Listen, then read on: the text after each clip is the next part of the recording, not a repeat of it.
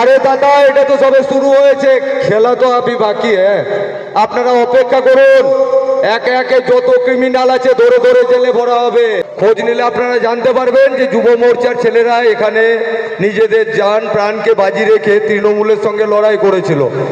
এখানে কিছু ক্রিমিনাল ছিল, এখন আপনারা দেখতে পাচ্ছেন দিনে রাতে তাদেরকে পুলিশে কোমরে ধরা দিয়ে নয়তো কলারে ধরে নিয়ে থানায় ভরছে। আরে দাদা, এটা তো সবে শুরু হয়েছে, খেলা তো আবি বাকি আপনারা অপেক্ষা করুন। একে একে যত ক্রিমিনাল আছে ধরে ধরে জেলে ভরা হবে। একে একে কমপ্লেন লগ ইন হতে থাকবে, একে একে কমপ্লেন লজ হতে থাকবে, আর একে একে জেলে ঢুকবে আর বেরোতে পারবে না।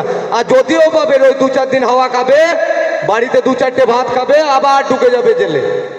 কেননা এরা এতদিন ধরে 15 বছর ধরে যে অন্যায় শাসন অপশাসন চালিয়েছে, আমাদের সংখ্যালঘু ভাইদের সর্বনাশ করেছে এবং তাদেরকে মিথ্যা বুঝিয়ে একে অপরের সঙ্গে লড়িয়েছে।